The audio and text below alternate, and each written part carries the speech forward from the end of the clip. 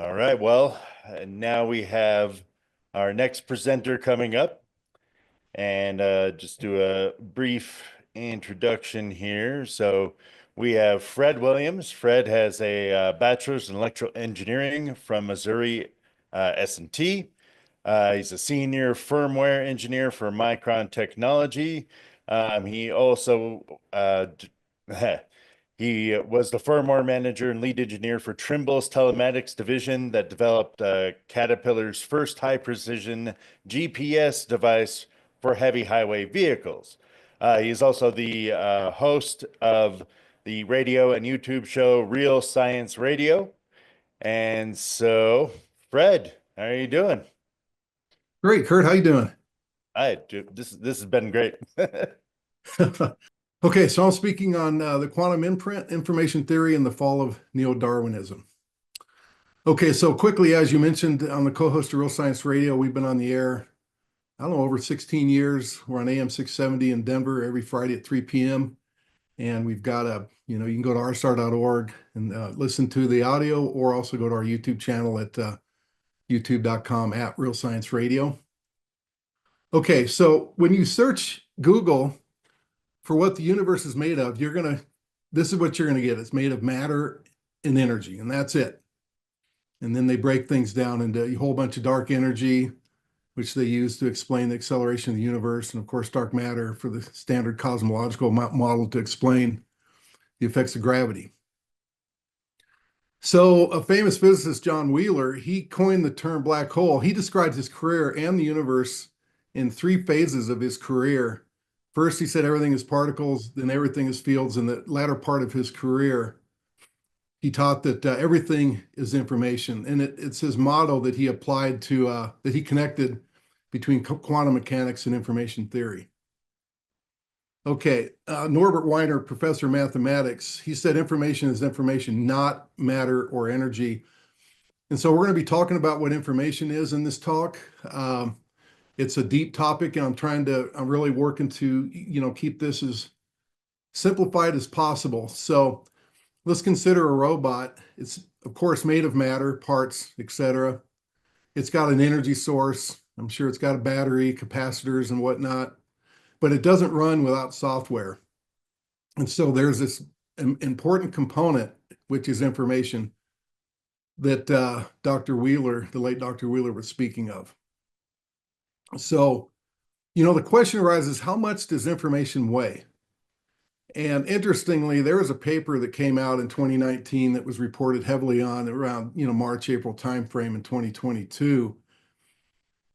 And this particular physicist says, yeah, I think we can measure information and it weighs something. In fact, a quote from his article is, he said, according to calculations made a few years ago by physicist Melvin Vobson, and this is a secular report on what he'd written about, this literal mass of visual imagery, along with 500 million tweets, countless texts, billions of WhatsApp messages, and every other bit and byte of information we've created, could be making our planet a touch heavier. In fact, in 350 years, some experts predict the weight of our digital bits could outweigh all the atoms on Earth. Okay, so I'm going to explain why that's baloney. And in order to do that, we have to talk about what information is. And so it leads to a couple of questions. Is information physical?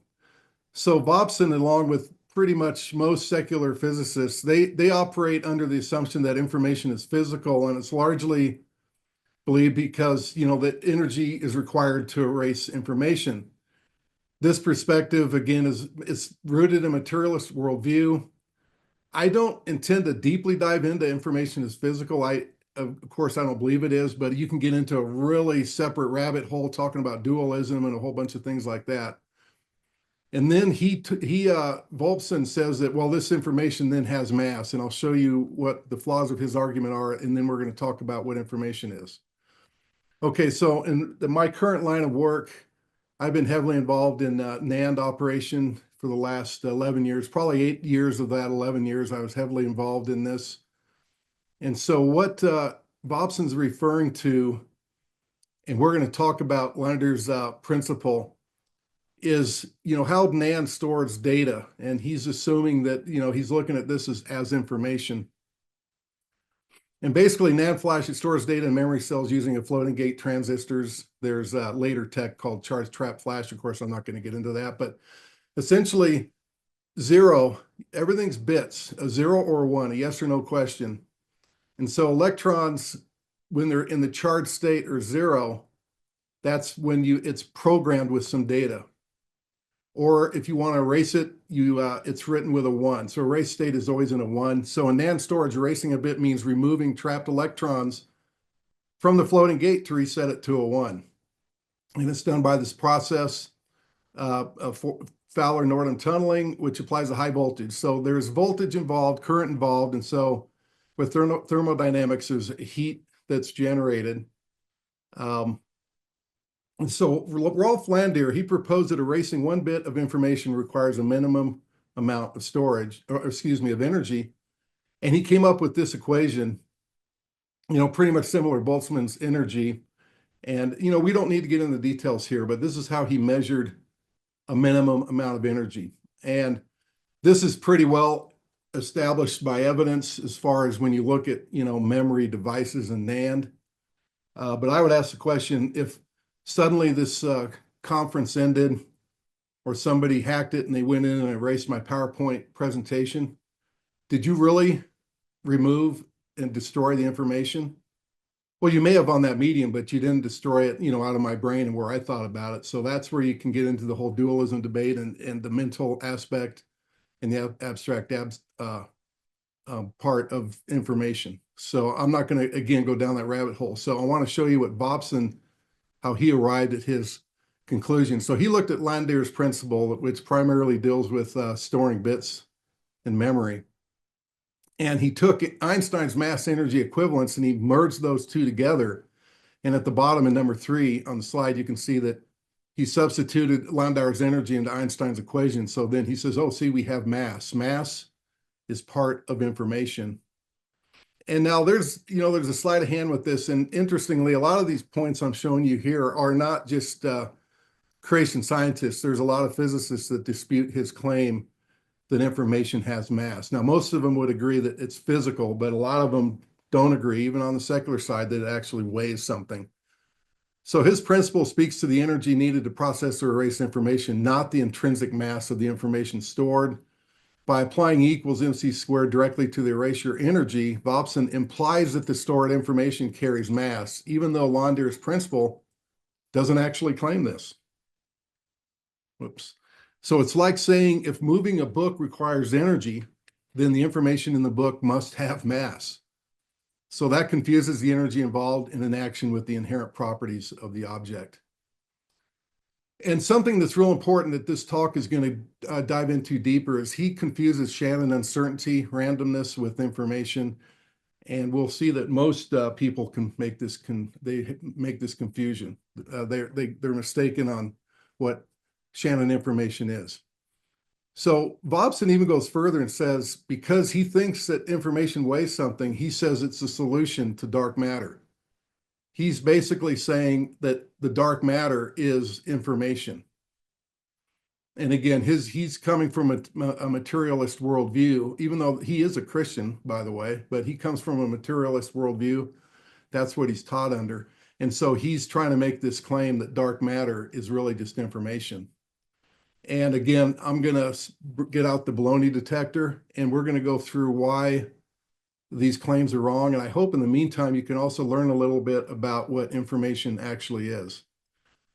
So what is information? I'm going to say the top row, that conveys information. The bottom row does not convey information. Well, how do I know that? How can we establish that? Well, what is information? If you look at Webster's definition, it's the communication or reception of knowledge or intelligence. And Wikipedia describes it as information is the resolution of uncertainty. And I think both of those are good definitions. I want to give a quick history of what information theory is. So Claude Shannon, he wrote a paper, an engineering paper, and a lot of people, grabbed onto that and they made it information theory. And we're going to talk a little bit more about that. William Dembski came up with complex specified information. I think it's a good concept to describing it, and we'll get into more a little bit, just a tad on that. I'm going to share with you as an engineer what I view as the right approach or the best approach, not necessarily the only one. Werner Gitt proposed universal information, and we'll just briefly talk about that. And then Royal Truman, great friend of Real Science Radio, he has coded information systems. It's, I believe, it's a very robust approach, but it's one that I don't think will necessarily take hold, especially in the secular community. And so there's nothing wrong with these, but I just kind of want to give an overview of how people describe information. Dembski, he says that we need to show that it is improbably, i.e. complex, and suitably patterned. So as an example, if you look at Scrabble, you may see these words that you kind of pull out right away in your mind. Now that's specified, but it's not complex. The next slide shows that, hey, there's something more than just specified information. The one on the right, that's both specified and complex. And if I'm not sure how well you can see it on your screens, but the four tiles LOVE were lined up in order. And so that conveys actual information, complex specified information. Another example would be a deck of cards. If you shuffle them randomly and you showed somebody your hand on the left, that's not information. It's just random. But on the right, that's obviously complex and specified information. So he built a pyramid of information. He claimed that statistics is at the bottom level, Shannon, and then there's syntax, semantics, pragmatics, and apologetics. This is all fine overall, but I disagree with him where he misunderstands on the statistics level. He equates uncertainty essentially to information, and that's not a correct approach. We're going to talk about that. I don't disagree with his overall approach, though, and his claim in some of his postulates. For example, this one here, universal information can only be produced by an intelligent sender. That's completely true. There's no examples against that. So, and Royal Truman, by the way, agrees with me that he wrote an article too that Gitt dismisses too much of this level of Shannon information. So I will say now, as an engineer, I believe when Shannon information is understood properly, it really encompasses most of Gitt's pyramid that you just saw on the previous slide. Also, note that evolutionists, they talk in terms of Shannon information. So when I discuss information with evolutionists, I like to speak on their same terms, and I think we can effectively do so with Shannon information. And so what is Shannon information? Again, he originally wrote a paper to deal with efficiency of a message, through a channel. And it was a great paper. It's very worthwhile. I was able to apply some of his principles in different projects I've worked on through the years. And so this is a schematic diagram of what he's talking about. And basically, you've got an information source, a sender, and then something that encodes the information, a channel. And a channel, I mean, that could be whatever, how this Zoom is reaching you now. It could be a telegraph wire. It could be a book, a CD, a TV screen, a pipe you bang on. I mean, any kind of things could be the channel. Something decodes it, then you have a receiver. This is the basic overall view. And so what Shannon did, he wanted to measure the uncertainty or the entropy of the data that goes through this process. And so I'm just going to real quickly try to explain this. So imagine you've got three different buckets and you observe them putting 4 red balls in the bucket on the left, and in the middle one, 3 red balls and a green ball, and then finally, an even number of balls in the final bucket. So with great confidence, if you go to the bucket on the left and you grab out, you're going to have a red ball. You have high knowledge and you have low entropy. In the second bucket, you're pretty confident you're going to pull out a red ball, but you realize you might not. So you've got medium knowledge. And then finally, the last bucket, you have no idea what you're going to pull out, and you have low knowledge and high entropy. So randomness equates to entropy. Okay. So I just wanted to go through some simple math to illustrate, the basics of Shannon information. So basically, if you take his equation, first, in computers, we talk in binary systems of 0, 1, or yes or no. And so we use log base 2, and Shannon does, because it's the convenient way to determine the number of bits to describe or specify all possible outcomes. So if you have two possible outcomes of A or B, then when you use the log base 2, you put in the number of possible outcomes and you need 1 bit to describe it.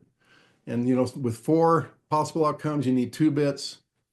And then finally 8, you need 3 bits. So on and on. And so what he does is he sums the probabilities of these events to come up with what he calls the H, or the uncertainty. And we're going to talk about H because it's important to make a distinction between H and what information actually is. So in this particular example, if you run it through his equation, then the entropy is 1.75. That's the H, the uncertainty.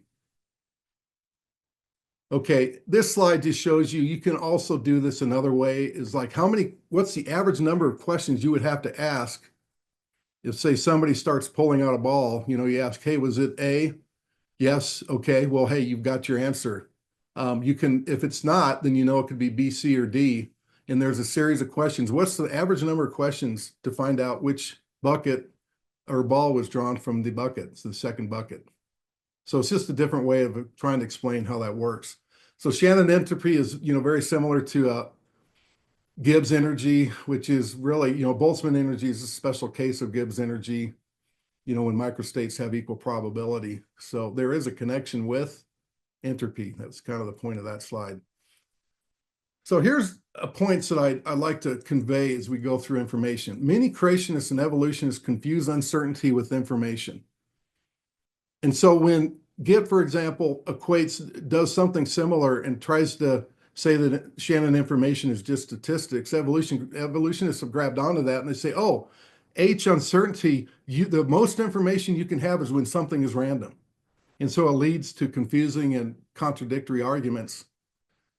As I mentioned, Shannon wrote an engineering paper on maximum throughput through a channel. He wasn't out to write a theory of information.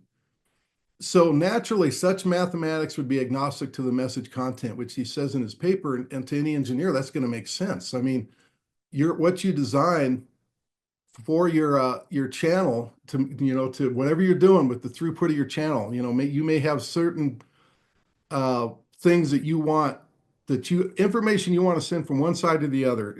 For example, we did a thing called the Sysplex timer, and we had a very short amount of time to do some important work. So we were able to come up with the most efficient things to do. Say a bit could actually do a large function of something. And so he was writing, what's the maximum throughput you can get? And you can use Shannon's equations to come up with a efficient scheme to transmit whatever you're looking to transmit as efficiently as possible. A year later, and I don't know what happened historically, if during that year people were saying, oh, you're claiming that randomness is the same as information. He co-authored a book with Warren Weaver, and he wrote that meaning, action, and purpose were implied in their work. And so if ever you're getting information via Shannon information, which we're going to talk about again here in a second, the very aspects that get talked about with syntax and meaning, they're part of Shannon information. It's implied in their work. So it contains all of this here: syntax, semantics, and purpose. Okay. So to convey this, I need to go through what information is, and it's not an uncertainty H. And again, so many people confuse these two, and I'm hoping to alleviate that. Okay, and in my career, every communication path it's fatal to the product if we don't deal with noise. You have to deal with noise, or else your product is going to be a disaster. Okay, so let's consider this example. Years ago, Bob and I did a promotion on our ape show over at Red Rocks. So if we look at information, if we've got a bunch of noise on the screen and you're observing the TV, you're not receiving any information. You have no idea what's going on. The measurement of uncertainty is the same before and after. You have zero information because of the noise. Years ago, for some of those who are older watching this, Marvin Hagler and Thomas Hearns had an epic boxing match, and a friend and I were trying to watch it. We couldn't get it. We couldn't afford the pay-per-view because it was pretty expensive. So we went to a bar, and they had it for the moment, and then right after the fight started, it it started blurring out. They started blurring things out. So right here, you'd have no information on this TV screen, but this is actually what we saw. We could see just a little bit, and was rooting for Thomas Hearns. The next thing I know, I see a guy on the mat with hair on his head. I'm like, okay, my guy lost. But I don't have perfect information because noise destroyed some of it. So there is some information because H after is a little less than H before. So now consider the case where noise starts out. Some people try to say that noise is information, but noise can't fix noise. And information in this case is always zero. It's amazing that you get some people to claim that this is information. And it's, again, because they're confusing H with information. So what am I getting at? Information is the reduction of uncertainty. And this is what Shannon even gets to in his paper, if you read his paper far enough in. It's H before minus H after. It's the reduction of uncertainty.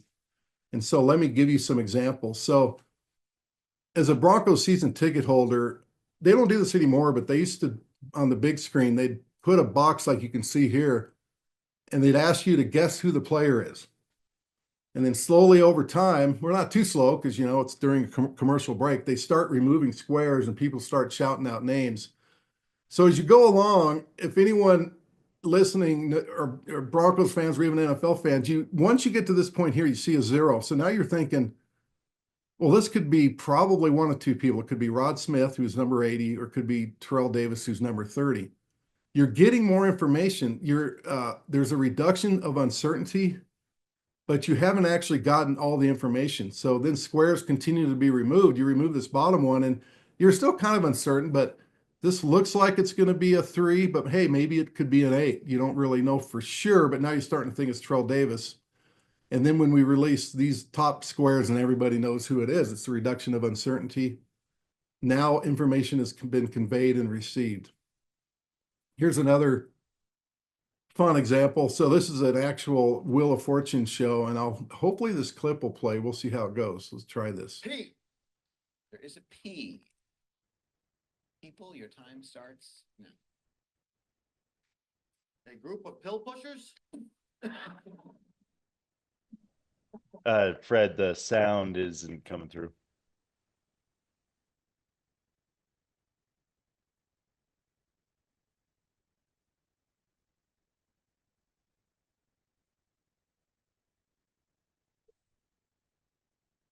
A group of will witches. A group of well-wishers. Yeah, that's good. Okay, so as time went on, you know, more tiles were overturned, and once the proper answer was given, then the reduction of uncertainty was complete, and you know how much information you have. So I don't know how much we can actually interact on the Zoom meeting. I'm going to do a really quick quiz, and I don't know, Kurt, I don't know if we have time to actually get input from the live feed, and so I could probably just kind of show the questions and then see and then just give the answers, but maybe slightly go a little slower through this. So right now, is this image on Mars, is that information or is it noise? And so, okay, so sorry, Kurt, I saw you go. The image on the screen, I would say it's noise. Yeah, correct, because that's what we found out eventually. Once we saw what was actually there with better, a better view, this is not information, it was noise. Here's another example. So this is a stoplight. Now, if you saw the stoplight with red and yellow, would you have a high certainty, you know what's going on, or would you have low certainty? As in what it's telling me to do? Yeah, I mean, what would you think if you saw that? Do you think you're receiving information? No, I think it was broken. Exactly. Well, guess what? In the US, it is noise, but it's information in Europe, because in Europe, red and yellow together means that the lights are about to turn green. So that's a particular case where, the information that's encoded and decoded, it's like if I was giving this presentation in Chinese, if you don't speak Chinese, your level of uncertainty is going to be maximum. So in this case, there was information there, but only depending on who the receiver is. Okay, I just showed this. This is, you can kind of make out what this is. My son and I were heading to Super Bowl 50. to watch the Broncos eventually beat Carolina, and I almost fell and hurt myself. I did fall because I was looking up at that and I tripped. I did one of those long old person falls where you take about 5 minutes to fall.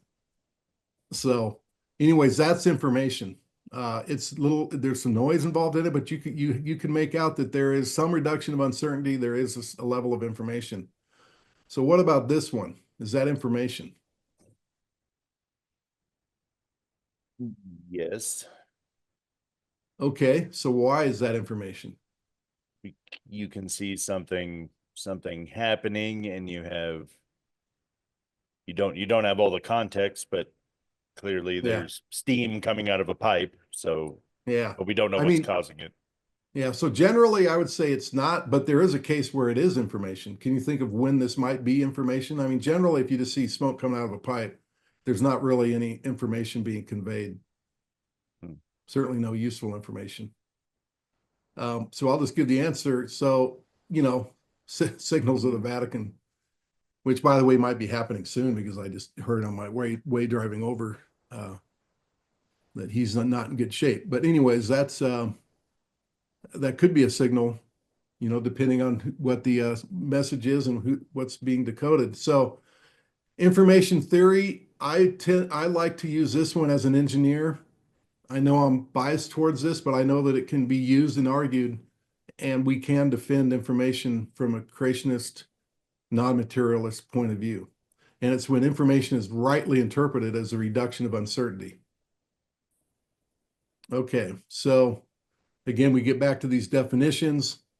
This is what I believe is a good representation of information. So now let's get back to Vobson's claim that information has mass. I want to emphasize it for years, not for years, but for quite a long time. Thomas Schneider and I would discuss information.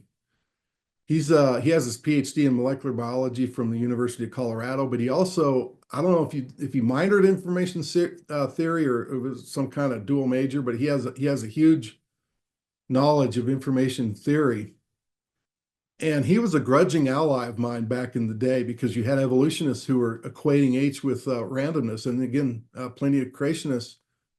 And I have to give CU credit because their information theory department, and they're possibly tied to their computer engineering department, they taught information theory correctly. And he uses information theory. He invented a thing called sequence logos where you could use the principles of Shannon to find binding sites on the DNA and RNA. So he had this paper, and I found this, and it's buried on the internet because it's been years since he wrote this and put it on the internet. And he emphasizes that information is not uncertainty. As he says at the very bottom of this, information is always a measure of the decrease of uncertainty at a receiver, and in his case, in what he was working on, a molecular machine. I wanted to show this slide because Dr. Schneider, hopefully he's changed, but back in the day, he was a Marxist, committed evolutionist, materialist, and his work is on binding sites. So I thought it was interesting that a science paper came out from the very organization he works with, NIH, that they calculated it would take 100 million years to change just one binding site. And yet, evolutionists will claim that we evolved from a chimp-like ancestor 5 million years ago. Yet it takes 100 million years just to change a single docking station along our DNA or RNA. So, and when I get time, I need to try to reach out to him and just see what and have him see if he'll comment on this. Okay, so we're now back to this slide. Information has no mass. It is not physical.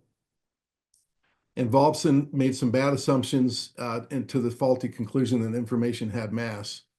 You've got large data centers. You could actually test this. Do large data centers change mass, daily because different information's being burned and stored on their CDs or NAND products? Okay. So now I want to talk about information's relation to quantum theory. And this is where John Wheeler, eventually in his career, again, he said information, everything is information. And quantum entanglement is just a super interesting topic that I've just found really fascinating. And so to try to explain it, you know, it's really, and it's not that complex as far as understanding it from the big picture. So just picture two identical coins that are perfectly connected. So they became entangled. And then you flip them in two separate rooms, even miles apart. When you check one coin and see heads, the other coin instantly shows tails. And this is every single time, every time. And here's the twist. The coins themselves didn't decide on heads or tails until you looked at it, until you observed it. It's kind of similar to the whole wave dual, light dual wave particle duality. So the result, so you observe, say the one on the left, you observe heads, you know with certainty that the coin that's entangled with it will be tails with 100% confidence, and it'll happen instantaneously. So I had actually wrote an article for Foundations magazine. It's produced by a really great guy that's the editor of for Rocky Mountain Creation Fellowship. And I gave the example of, two politicians becoming entangled. And, the one on the right's always, every time he says lower taxes, it's 100% guaranteed that the one on the left, and I'm saying that backwards because I'm thinking of this from, perspective of God, sitting on the left, right hand. But let's say the one on our left, the right, the red, the Republican, if they say, let's lower taxes, it's 100% guaranteed that the Democrats are going to say, no, let's raise taxes. So it's almost like they're entangled in this, and they've got dramatically opposed issues. And it doesn't matter if you spread out these two different politicians across either side of the universe. They're always going to have opposing views. It's a guaranteed with certainty. And so Einstein, he hated this whole concept of quantum entanglement. He called it spooky at a distance. And so he proposed, I think it was 1935, someone correct me if I'm wrong, maybe 36, a paper that was called the EPR paradox paper. And he claimed, well, there must be hidden variables so that when they were first entangled, they know about each other, so that when they get separated across the universe, they know about the other's condition, and that's how they're able to,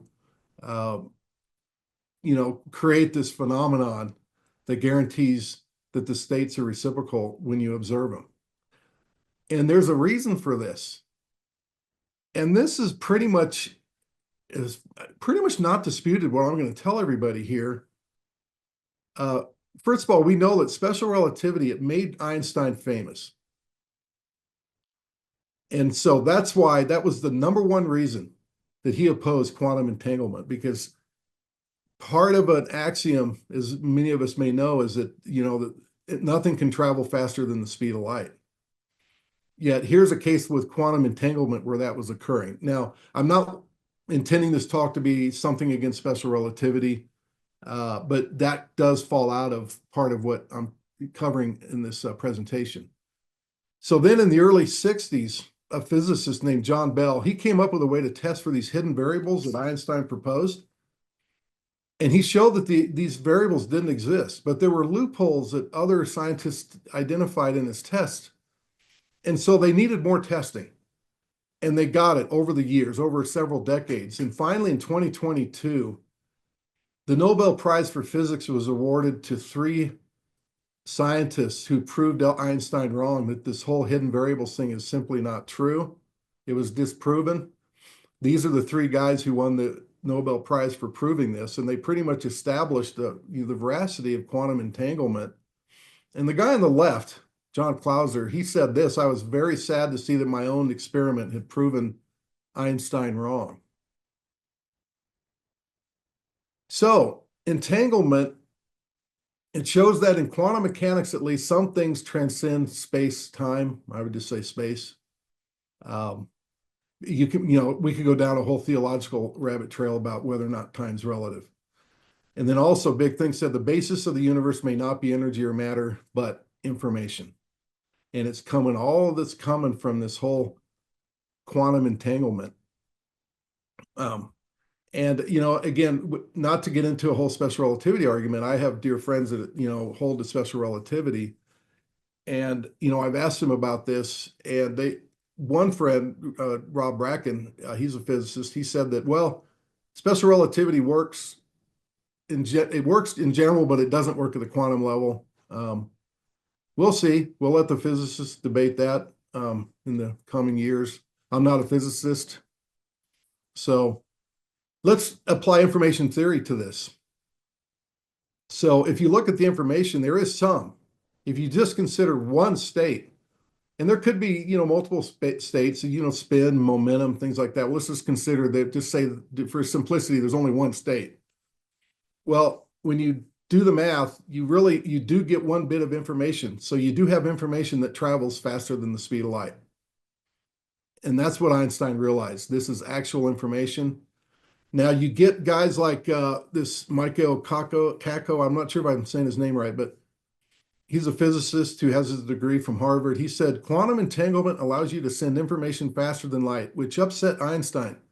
But Einstein has the last laugh. The information you send on quantum entanglement is random, useless information, so Einstein still has the last laugh.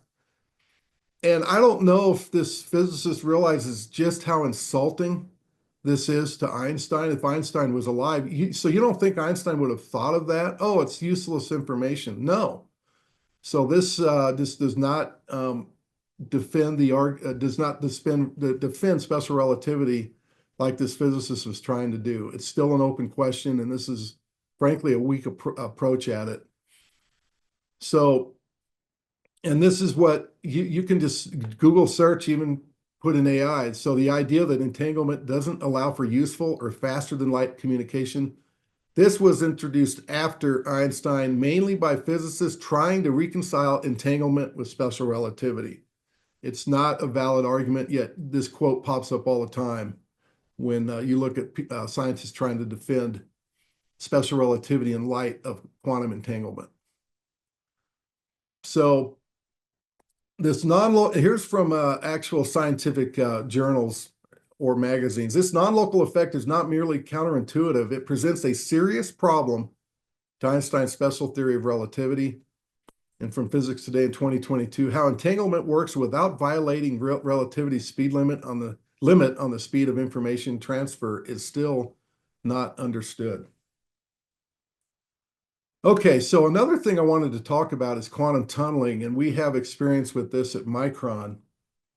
I'm going to just quickly bring you back to this slide that I showed earlier, at least the top part. So, when you program a NAND device, a particular cell, you've got electrons that are in this floating gate, and then to erase it, you remove the electrons. Well, we have to do all kinds of error correction all the time, and it's because of the material wearing out over time is the biggest one. And the second law of thermodynamics, the insulation, gates get weaker, but we also, there's cosmic rays. You've probably heard of stories of like that election in Europe where they ultimately blamed it on a cosmic ray flipping a bit and giving somebody 1024 more votes.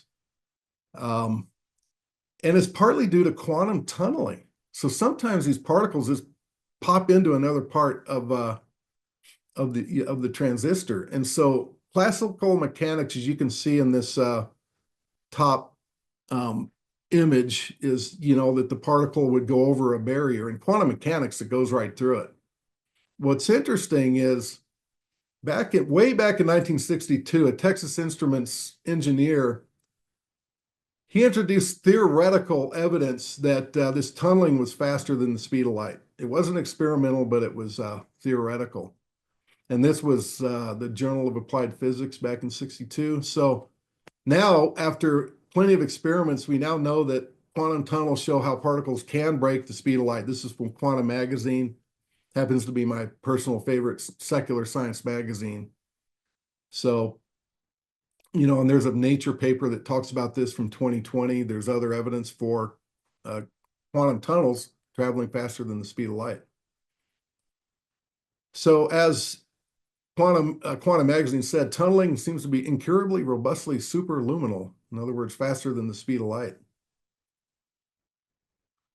Okay, so by tying information to the speed of light, Einstein effectively relegated information within the confines of matter and energy. And we have to remember the worldview of these scientists comes from materialism. So what quantum mechanics and spooky to distance proves is that information transcends E equals mc squared. So if you consider Hebrews 11:3, by faith we understand that the worlds were framed by the word of God, so that things which are seen were not made of things which are visible. And, just think of our prayers. Our prayers, do you think our prayers are limited by the speed of light? Of course not. Our prayers transcend space. And like entanglement, they're instantaneous to God. He doesn't have to wait for our prayers to show up.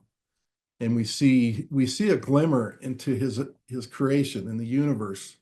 Just a glimmer with this whole quantum entanglement and this fascinating thing with the dual properties of light being a wave, or else if you observe it, it's a particle. It's really interesting stuff. That it's a great, to me, this is a fun rabbit trail to go down, especially for engineers. And I think for anybody, I'd like physicists, hopefully on the creation side, to kind of spend more time digging into this, and maybe it provides a way to better understand why we can see distant starlight. Anyways, that's again, sorry, that's another rabbit trail we could go down. So I wanted to give a couple of practical examples of information to close out this presentation. I added this slide, literally 15 minutes before the presentation, because my son and I just recorded a Real Science Radio episode on the latest Creation magazine. And I just found this article just incredible. And here it's titled, as you can see, Astonishing Ant Amputations. And so ants apparently are the only individual, and it's the only organism in the animal kingdom that appears to have this sophisticated system of amputation. And, as the article reads, this last paragraph, the upper leg injuries were first cleaned by the ant's mouse, then amputated by repeated biting, a procedure of around 40 minutes. The tibia wounds, lower leg, were just cleaned. In both cases, survival rates increased dramatically. Femur injury survival went from below 40% to over 90%.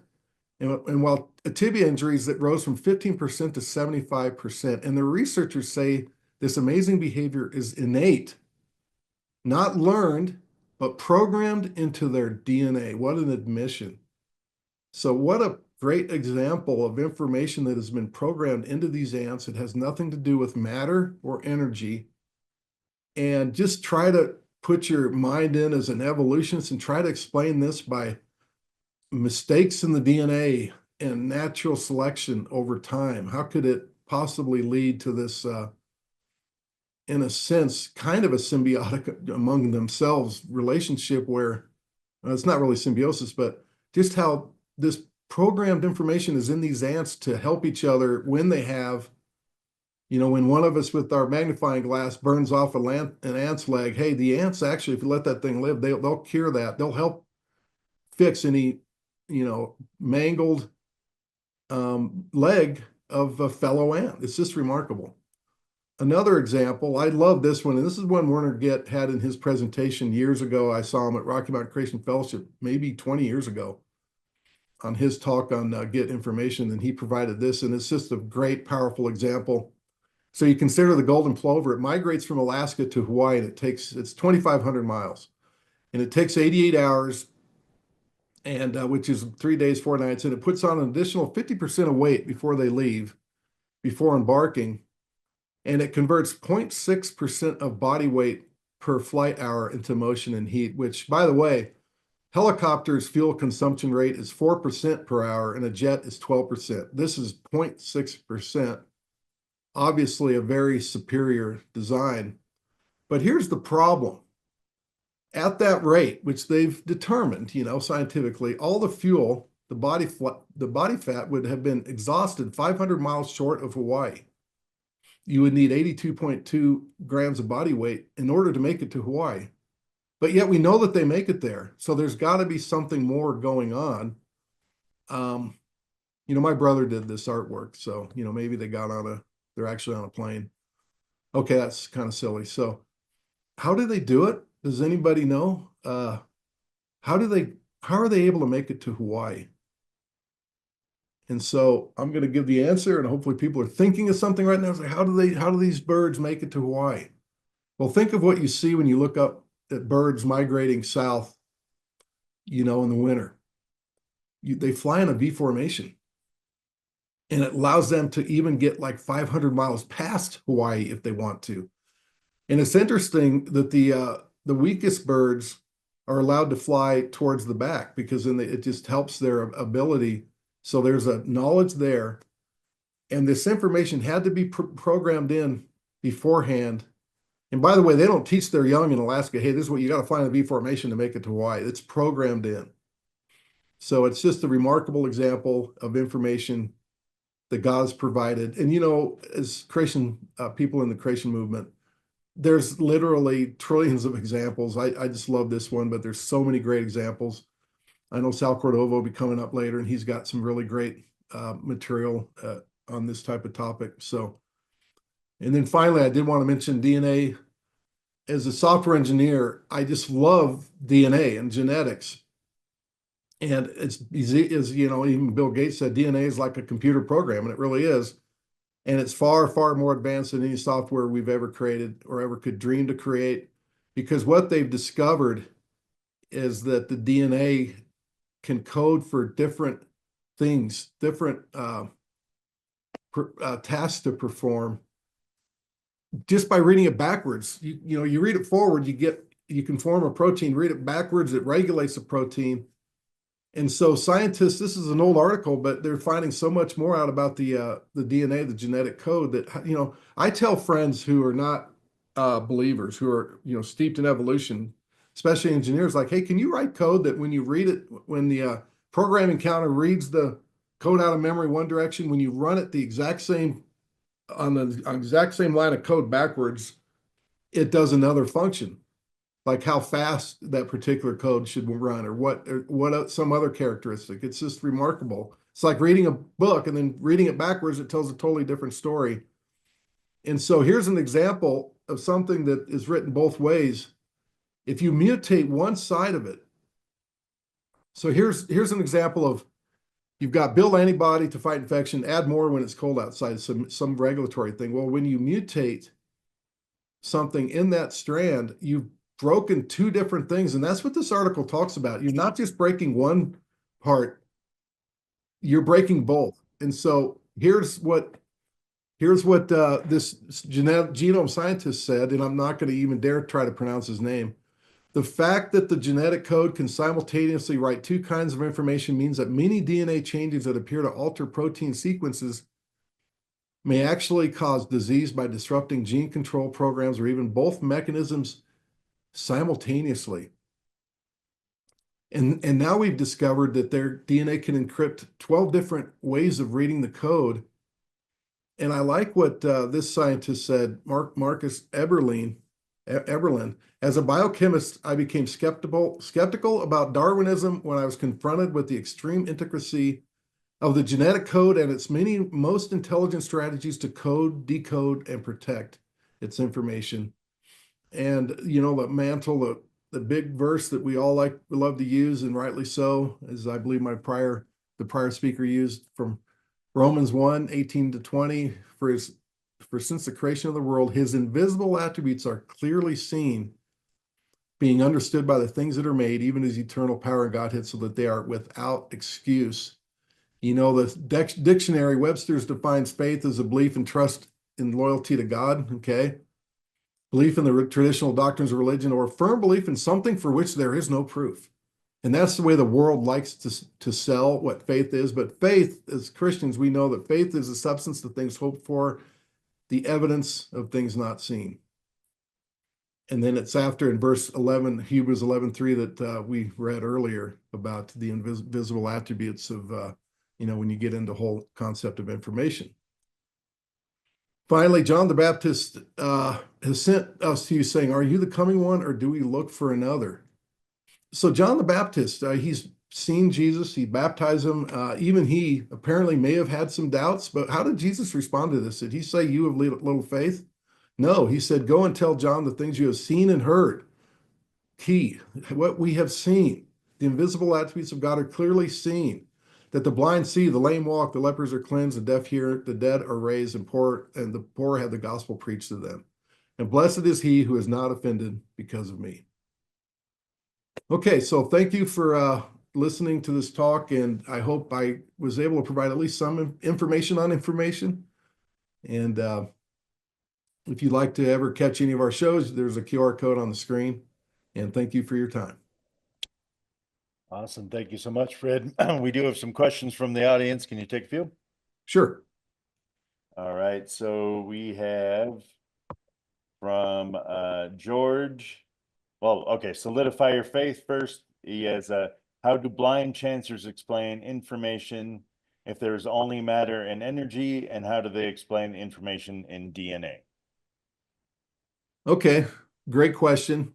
So one of the things that I talked, and I touched on it earlier in the talk, they'll try to argue with Shannon information, and they'll look at H and they'll say, oh, look, H is the uncertainty, and it can be really big number if you've got like gibberish data. And they're like, oh, randomness, you get information because randomness is high in information content. And it's an incredibly naive argument. And that's where Dr. Tom Schneider became a begrudging ally of mine back in the day, where evolutionists were making this argument, because I was active on quite a few debate forums. And that was one of the arguments they bring up. The other one is, if you watch our video series where we did a series against Professor Dave, and he actually responded. And so then we did a response to him. He tries to argue that beneficial mutations occur, and then over time, natural selection builds that up into information. He's got a sequence he does on information that we refute. You can go to rsr.org/Dave or professor/Dave, I believe. I think Dave will work. We've got all our answers to his positions, and one of them deals with the question of information and what he claimed on it. So on that page, rsr.org/Dave, we explain our position and a link to our video in the portion where we deal with Professor Dave's claims on that particular topic. And I'll encourage anyone watching to tune in to Real Science Radio. So you can check that or check it out on YouTube. Really great stuff, really good interviews. Next question. I think you just answered it, but we have from George. What is H? Yeah, H is what Shannon in his equation, it's the level of uncertainty. So it's the number of bits to describe an object that you want to transmit through a medium.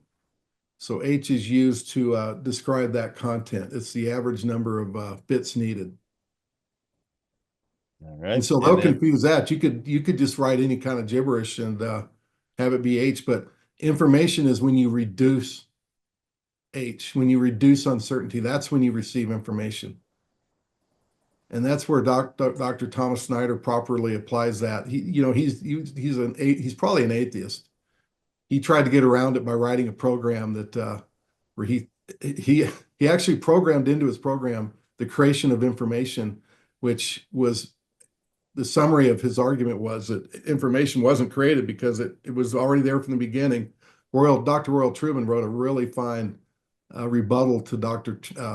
Schneider's attempt at trying to explain how you can get information from a naturalistic mechanism. All right. Then we have also from George. Do you think the ant innate amputation possibly transcends DNA, perhaps involving some of Rupert Sheldrake's ideas? Oh, that's a great question. So Rupert Sheldrake, that was a fun interview we had with him earlier, I think mid-January. And it's this ability, it kind of transcends our being, where, different animals, for example, if they have a scientific study where, rats could learn how to go through a maze to get to some food. And then across the globe, you would have rats improve their knowledge of this without having that same the same scenario where they could learn that. It was like that learned information somehow transferred to other rats. I'd encourage you watch that show, see what you think. It's interesting. We talked to Dr. Sheldrake offline. He's very much a Bible believing Christian now. He wasn't for many years. He went to India and he met some Christians there, and he became a Christian. And he's one of those scientists that are, pretty much he's opposed. He's censored. He had a TED talk that we kind of quipped that it was banned. It wasn't really banned, but he's got some great stuff. Just go check out our show, and there's links to his material. And we linked it in the comment section for anyone watching. And then, okay, final question. Could you comment on whether programming is done elsewhere than DNA? I'm assuming in the natural world. Well, that's where it gets fun to kind of, I'm going to say speculate, but, we, and those who are programmers can kind of understand this better. God, there's so many things that we do think could be tied with, the abstract, mental abstract of information. God could have a pointer somewhere and he just flips a bit and this other thing happens. So I think definitely, you think about information that Bobson tried to say when he said information had mass. He's looking at information that we store on chips.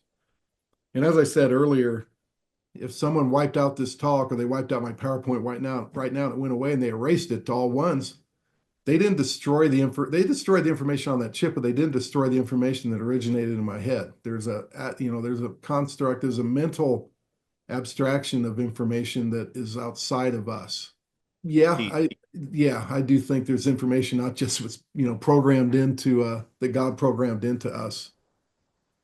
It still requires an ontological source, so it's kind of an ontological. Yeah, that's a great way to put it. Epistemological question. Yeah. Yep. It's interesting. Well, awesome. That was a really informative, Fred. I'll have to watch that one. I'll have to watch that one again too. Absorb everything. Really good info.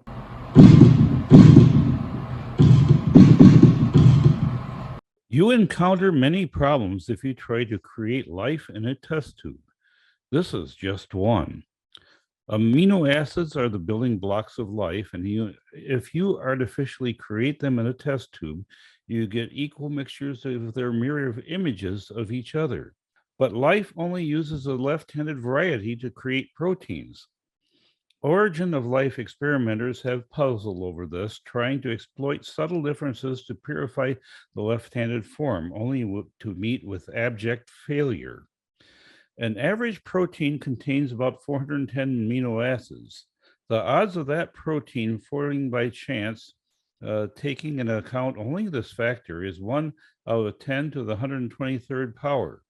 Let's quantify that. Suppose you give a snail the job of moving the entire Earth to the other side of the universe and back, 1 molecule at a time. He moves at a pace of 1 millimeter in a million years. Now you set up a protein factory producing random proteins at the rate of 400 tons a second. By the time 1 protein usable in life is produced, the snail will have completed his task. In the meantime, our protein factory has produced enough unusable proteins to fill the entire known universe. Clearly, the origin of life is supernatural in nature from an intelligent creator.